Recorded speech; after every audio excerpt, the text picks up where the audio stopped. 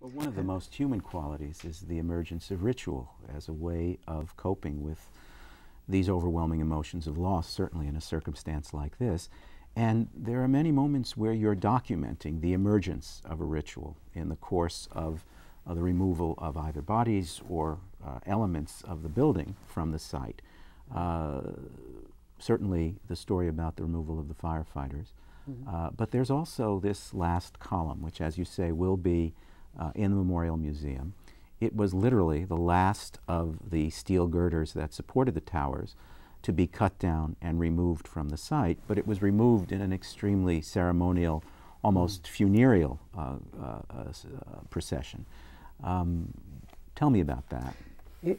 Well, first of all, legend has it that the last column became the last column because some people, some workers in the site said, hey, why don't we say one of these columns at the end and take it out at the very end? You know, like somebody, some genuine observation by somebody who wasn't an art historian or, you know, a guy said, let's do this for the, you know, for the people. And so it became the column. As the site drew to a close on that last night, they decided to cut it down, and they made an extraordinary preparation for it.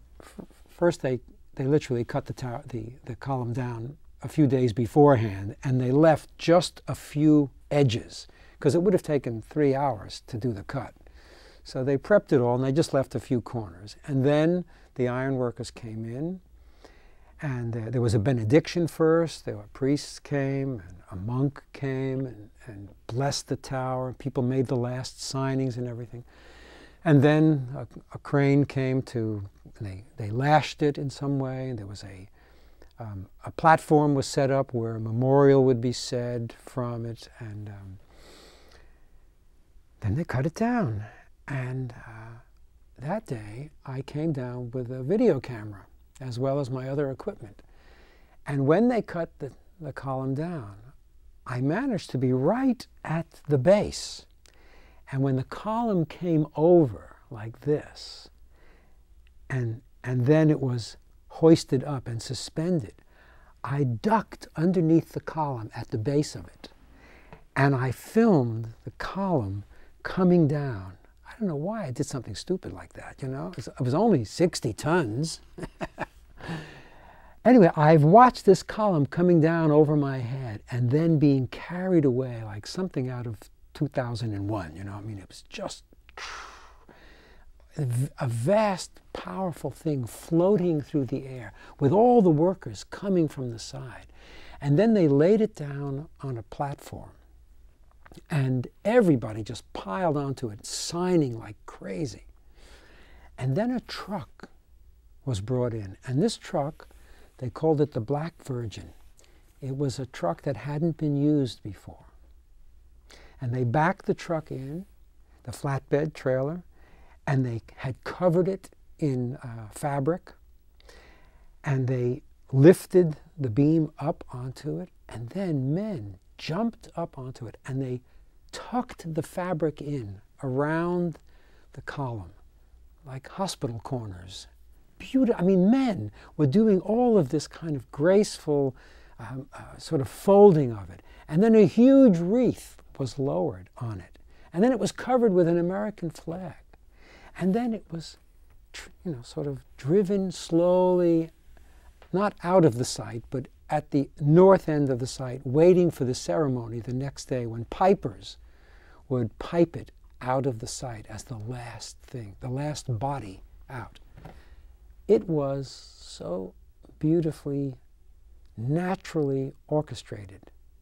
It hadn't been scripted. It just was done in that way. And it was done with all of the compassion and conviction that human beings bring to an event like this. It had a natural flow.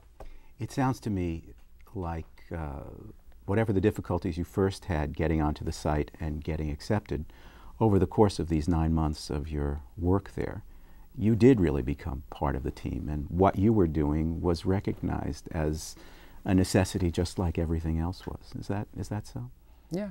You know, people knew me by name, and they would call out to me and give me things and bring me over to see something special that they had just uncovered. And I was fortunate that along the way I met a team of detectives, the Arson and Explosion Squad. These men, it was because of them that I was able to do the picture that's on the cover of the book. These men became my guardians. They said to me, anybody that tries to throw you out, you call us, here's our numbers. Because they were there every day for 50 days. Then they left.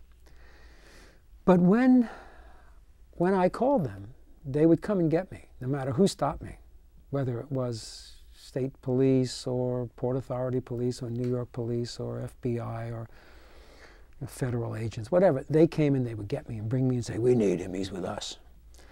And at the end, when they left on the 50th day, and I was now without their protection, I said to them, what's going to happen to me? I don't have you guys to call now. And they said, come with us. And they took me into one police plaza and took me upstairs, and I was photographed and fingerprinted and barcoded and issued a pass, an NYPD laminated badge with the shield on it and everything. And when the man who was taking me around, a little Irish leprechaun of a hunchback of a guy like this, probably in his 70s, I wondered why he was still working. He was great. He took me to a typist, and she was typing up my card, and she said, what do we call him? And this little guy looked up at me and he said, let's call him the mayoral photographer. And so it says on my badge, mayoral photographer. An old locution in a way. And that day, the first day I had that badge, I walked down to the site and I got stopped by two National Guardsmen. They say, no photographs, buddy. And I said, mayoral photographer, right this way. And it was like that for the rest of the time. So I am always in great gratitude to the men of the Arson and Explosion Squad for protecting me. That's all the time we have for. I've been speaking with Joel Meyerowitz, the award-winning photographer whose work Aftermath, the World Trade Center Archive, documents the 9 months that he spent photographing on the site. On behalf of the National September 11th Memorial Museum, I'm Clifford Shannon.